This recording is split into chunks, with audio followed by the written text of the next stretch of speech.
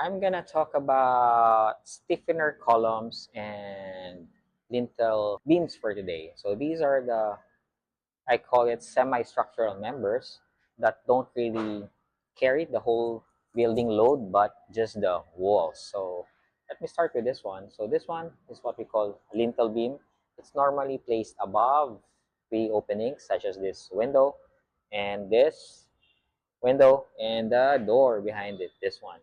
So what happens if you don't have this beam, your hollow blocks from this elevation, it's normally around 2.1 height. It's about 7 feet. And all those above should be carried by this beam, right? So if you don't have this beam, what will happen to the weight of the hollow blocks? It will all crumble down here. So if you've seen some of the windows like bending here or in the glass cracking, that's because they have lintel beams, or it's either they didn't have lintel beams or have no lintel beams at all. You would notice also cracking on this side because this one tends to bend like that. Okay, so this one is being stretched.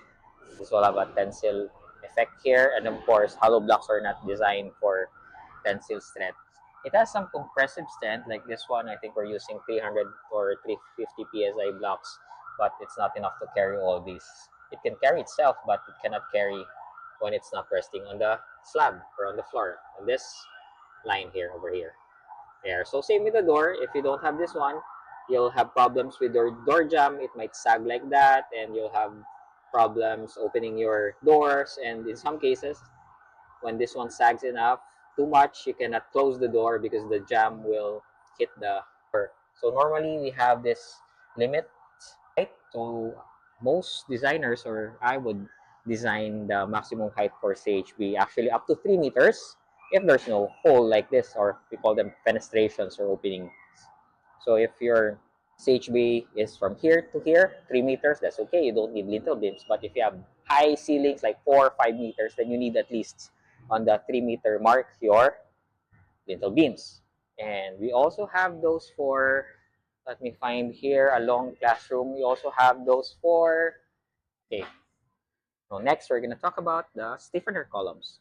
So in cases where this column is very far from the other one, let's say it's around 7 meters, we normally have like 7 by 9 meter classrooms, we need the stiffener column right in the center.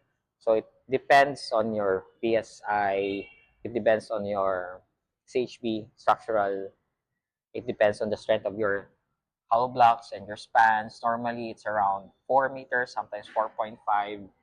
You need to have that stiffener column. I don't have a good example right now, but pretend that this one doesn't have a column. So we have here a long one. Let's say it's about 7 meters. Then you need a stiffener column right in the middle, which will break down the wall into 3.5 meters. This column will not carry the beam on top or the slab on top or whatever is on top. It's just to stabilize the wall from horizontal forces. So if there's an earthquake, this stiffener column will prevent the wall from moving forward, backward, or even toppling down.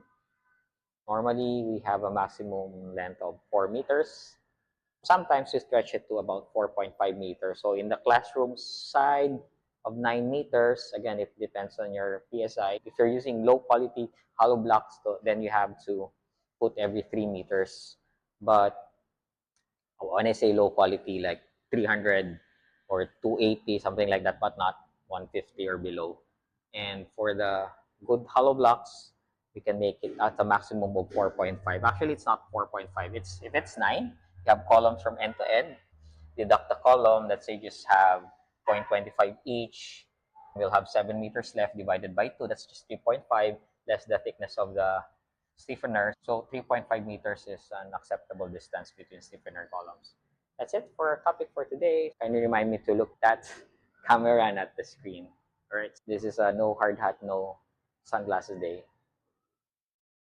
I'm gonna talk about stiffener columns and lintel beams for today. So these are I call it semi-structural members that don't really carry the whole building load, but just the walls. So let me start with this one. So this one is what we call lintel beam. It's normally placed above three openings, such as this window and this window and the door behind it, this one. So what happens if you don't have this beam, your hollow blocks from this elevation, it's normally around 2.1 height. It's about 7 feet.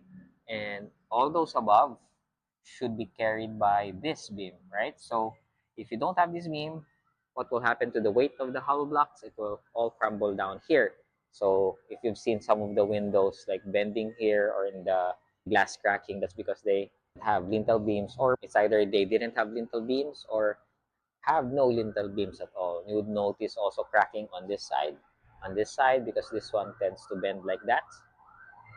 Okay, so this one is being stretched. This will have a tensile effect here, and of course, hollow blocks are not designed for tensile strength. It has some compressive strength, like this one. I think we're using 300 or 350 psi blocks, but it's not enough to carry all these. It can carry itself, but it cannot carry when it's not resting on the slab or on the floor. On this line here, over here.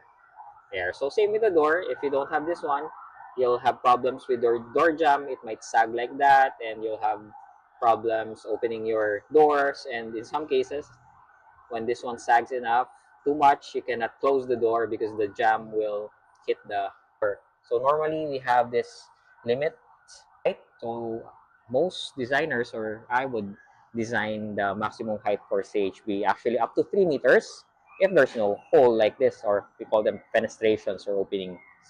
So if your CHB is from here to here, 3 meters, that's okay. You don't need lintel beams. But if you have high ceilings like 4 or 5 meters, then you need at least on the 3-meter mark your lintel beams.